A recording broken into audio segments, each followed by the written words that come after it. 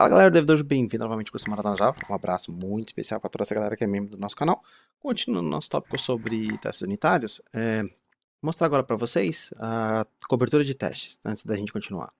Se você clicar com o botão direito nos seus testes e você vir aqui na parte de Run with Coverage, você vai ver que ele vai mostrar quantas linhas de código o seu código ele cobriu, seu teste que você escreveu cobriu. E você vê aqui, tá? Aqui nesse coverage aqui no cantinho direito, que ele, nesse caso aqui a gente só está testando uma classe, tá? Mas essa classe vai 100% coberta, todos os métodos e todas as linhas. Então se você vir aqui no Person Service, você vai ver que nós temos essa barrinha verde. Então você pode ver, tecnicamente, né? Você fala, nossa, que legal, você cobriu 100% do código, significa que seus testes estão incríveis. Não, mas nosso teste é uma bosta, não tem nada aqui, a gente está testando um caso, né? E aí é que vem a diferença entre bons testes e testes ruins, né? Tem gente que só foca na cobertura, mas e aí, o que acontece se, por exemplo, a pessoa for adulta, né? A gente está verificando aqui no Person Service Test, só se ela for menor do que 18. Mas o que acontece se a pessoa for maior do que 18? O que acontece se você passar o objeto nulo? Então, tem vários casos que a gente não está cobrindo. Então, para mostrar para vocês que cobertura de teste não significa tudo, né? É importante você cobrir os casos, né, que não estão tão explícitos, né? Então, é isso que faz a diferença na hora que você estiver procurando emprego e as pessoas olharem seus testes, né? Nossa, essa pessoa aqui, ela conseguiu criar uma boa quantidade de testes, né? Ainda cobriu casos que não são tão, assim, explícitos, a ponto de você criar um teste só baseado no que você está vendo aqui no Person Service, por exemplo. Então, o que a gente vai fazer agora? A gente vai continuar com os testes. Vamos lá. A gente tem verificando return false, né? Aí a gente copia, tá? E a person should be adult when age is greater or equal than 18. Is adult, return true when age is greater or equals than 18. Então, basicamente, está falando, ó, o método isAdult should return true quando a idade for maior ou igual a 18. E aí eu ponho aqui 18. E agora, o que eu estou esperando? Eu estou esperando, né, assert true. Por quê? Porque esse cara tem que retornar true, né? Seria a mesma coisa, assert equals true, né, isAdult. Não dá na mesma, você pode simplificar, falando, ó, esse cara tem que retornar true. E aí eu executo esse cara aqui. Ao executar ele, retornou o vizinho que a gente estava esperando, que significa que o nosso teste passou. Significa que realmente o método está retornando o que a gente espera. E aí o legal é que você vai agora executa a classe toda e você vai ver, olha, tem 2 testes já. Então a gente está vendo aqui que a gente testa se não é adulto e se é adulto, né? E dependendo de quanto tempo você está desenvolvendo o sistema, né? A quantidade de testes aqui chega na casa dos milhares. Aí você repara, pô, mas eu estou criando aqui o mesmo objeto 2 vezes, tá? E esse é um ponto importante, porque você está trabalhando com testes unitários, e geralmente testes unitários, eles são independentes.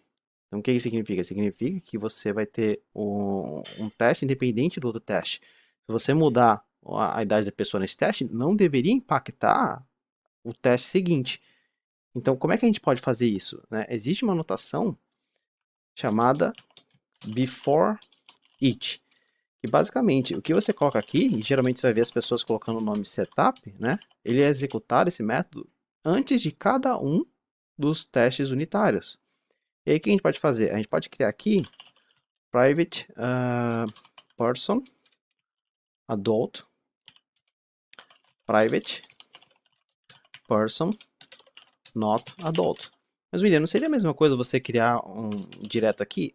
Sim, tá? Mas qual a diferença? Quer dizer, não seria a mesma coisa, né? No caso aqui, como a gente vai fazer, seria basicamente a mesma coisa, tá? Se eu fizer assim, por exemplo, adult recebe new person e vou colocar aqui a idade 18.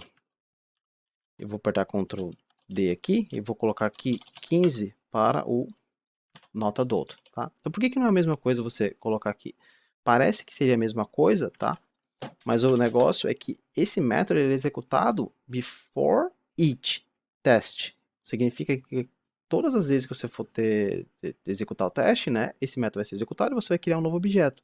Do jeito que você fez aqui, se você alterar a idade da pessoa, né, você está alterando um atributo de classe, né, do objeto PersoServiceTest. Então vai afetar todos os outros testes. Então não é a mesma coisa, apesar de parecer ser a mesma coisa. Bom, então agora que nós temos, eu vou pegar aqui, ó, esse daqui é not adult, então person service, not adult, a gente pode até fazer o mesmo aqui, private person service,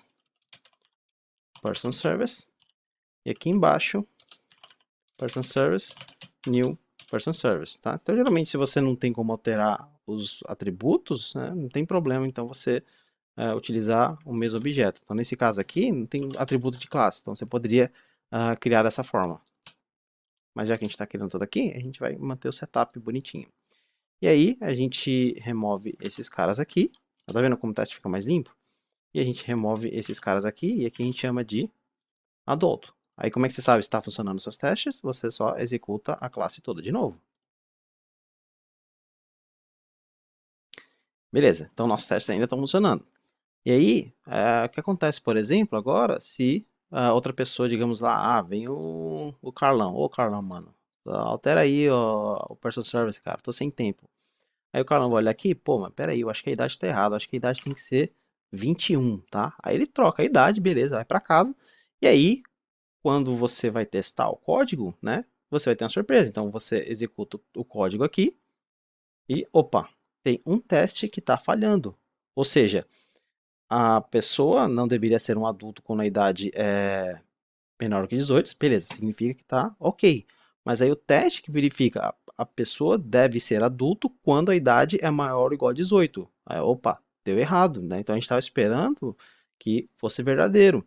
E aí que vem a beleza dos testes unitários, né? Porque você olha aqui, você já sabe, oh, parece que a idade tinha que ser 18. Aí você vai olhar no método aqui adulto e você vai ver, opa, a idade é 21, tá? Às vezes, né, realmente é necessário você fazer essa alteração, às vezes é preciso, baseado nos requisitos que o Product Owner ou o analista vai falar, né? Mas aí você já sabe, opa, peraí que eu tenho que agora ver aonde que isso vai impactar no meu sistema. E você tem que sair caçando. Por quê? Porque se tem um teste falhando, significa que provavelmente algum lugar estava esperando. Às vezes não, mas pode ser que algum lugar estava esperando que a idade fosse maior ou igual a 18, tá? Então, vamos deixar aqui maior ou igual a 18. Aí, outra coisa que está faltando também é a gente testar se está lançando exceção, porque a gente está falando se mandar o objeto person nulo, tem que ter essa exceção. E aí, a gente pode copiar o teste de novo, né? E a gente pode falar aqui, should throw, é que ele lança no pointer exception, se você apertar Ctrl Q, ele lança no pointer exception. Então, should throw no pointer exception with message when person is null. Então, o nome do método é adult should throw exception when person is null. Beleza. E aí, como é que a gente testa agora? Está lançando uma exceção. Primeiro, a gente procura o assertions corretamente. Você pode ver aqui que o IntelliJ já está importando as coisas estaticamente, né? Mas vamos deixar aqui para a gente se acostumar. Então, tem um método chamado assertThrows, que basicamente ele vai verificar, olha, o que eu estou esperando? Eu estou esperando no pointerException.class. E quem vai lançar esse cara? Aí vocês colocam um lambda chamando o personService.isAdult. Quando que ele tem que ser? Quando o person is null. Então vou passar nulo aqui. E aí eu vou testar. Ctrl Shift F10. Ó, beleza, funcionou. Aí o que acontece? Digamos que, por exemplo, né, vem outro cara e fala, eu não gosto disso aqui. Na primeira a gente faltou pegar a mensagem. Vamos pegar a mensagem aqui, Ctrl C.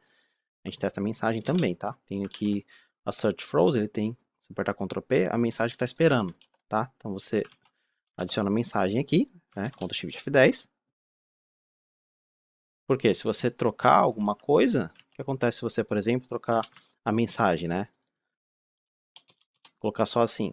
Então, se você executar novamente com Shift F10, você vai ver, ou que pelo menos ele deveria ter falhado, não sei porque que ele não falhou.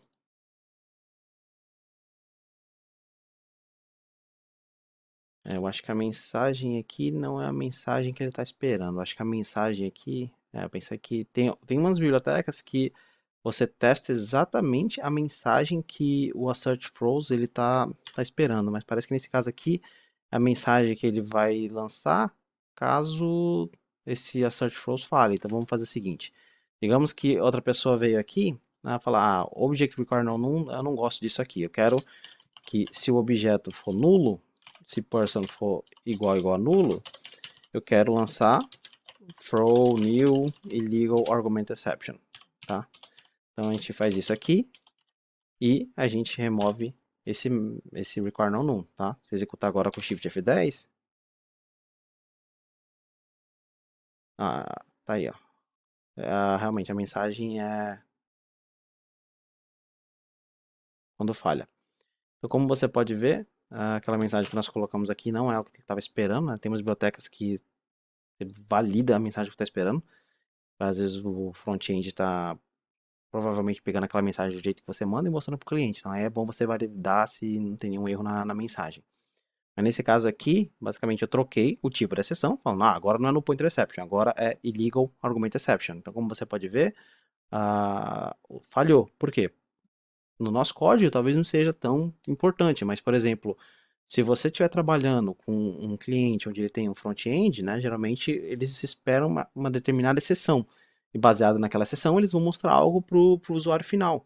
Se você trocar aquela exceção, às vezes o cliente, né, ele pode ver uma outra coisa. Por quê? Porque o front-end, às vezes ele não sabe que você trocou a exceção. Então, se eles estivessem esperando no pointer, nesse caso, seria, por exemplo, bad request, se você é um servidor web. E você troca, por exemplo, para internal server error, né, é completamente diferente. Então, existem casos onde você tem que validar a exceção. E como você pode ver, no nosso código, ele, apesar de ter 100% de cobertura, ele não estava validando a exceção também. Né? Ele passou, né, por aqui, mas ele não estava validando a exceção. Agora a gente está validando a exceção.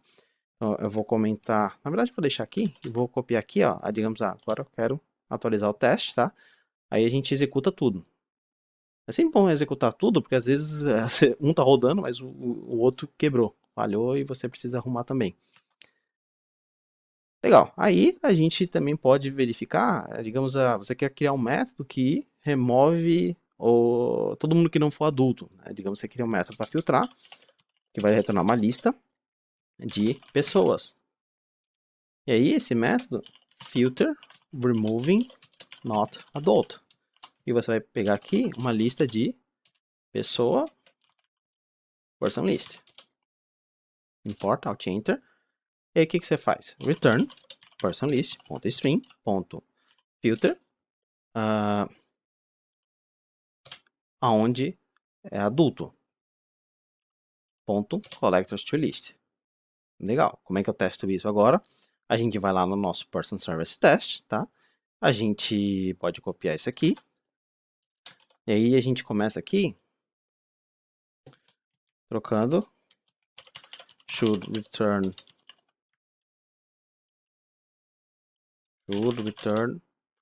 list with only adults, tá? Aí qual é o nome do método? A gente volta lá no person service, copia o nome do método. Aí a gente troca aqui. Should. Tem algumas pessoas usam should, outras pessoas colocam direto, né? Em alguns casos eu uso should, outros não, né? Should é deveria. Nesse caso aqui, return. Deixa eu tirar o should, a gente não está usando should. Então, is adult for exception when person is no. Filtering remove not adult. Return list with adult only. When list of person with adult is passed. você pode ver que o nome dos testes estão ficando grande, né? Mas depois, quando você tiver acesso só ao terminal, você vai agradecer pelos nomes descritivos dessa forma.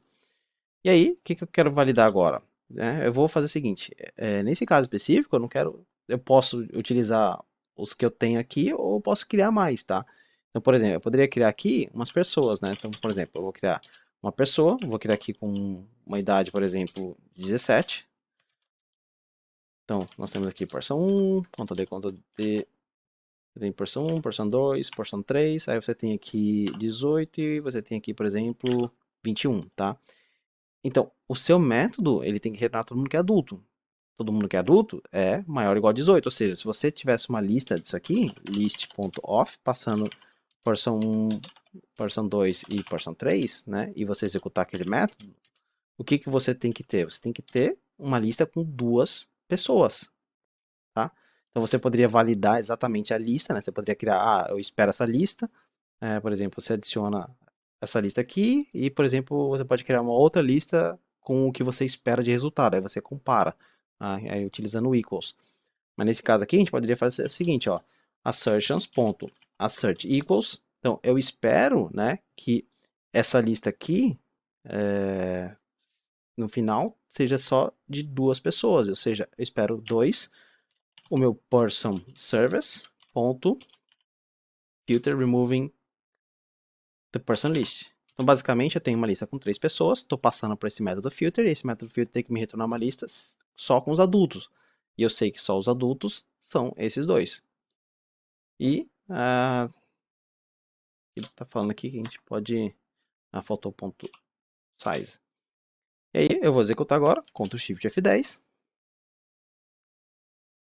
E ó, funcionou. Aí você executa tudo e tudo está funcionando. O que acontece se a gente voltar a idade para 21 agora e executar de novo com o Shift F10? Você vê que mais de um teste vai falhar, tá vendo? Falhou um teste onde a pessoa devia ser adulta se a idade fosse maior ou igual a 18 e falhou também o teste, né? Que deveria retornar uma lista só com adultos. Você pode ver, uma mudança quebrou 2 testes, ou seja, agora você tem que sair procurando, né? Aonde que a sua mudança afetou. E ou você volta a sua mudança para o estado original, ou você arruma os testes, se precisar, realmente, se for necessário, você fazer aquela mudança. Tá? Então, essa é a beleza dos testes. Quanto mais código, quanto mais classes, mais testes você vai fazendo, né? E mais chance você tem de pegar problemas antes do seu código começar a ser usado pelo usuário final. Bom, então eu vou voltar aqui para 18 e basicamente o que eu tinha para falar sobre testes no momento é isso. É lógico que é um assunto bem mais extenso, né? Mas a gente ainda tem alguns outros assuntos para falar e a gente vai utilizando testes nos outros assuntos para a gente começar a se habituar a todo o código que a gente fizer, a gente criar testes para ele. Então, espero que vocês tenham gostado. Vejo vocês na próxima aula. Até mais!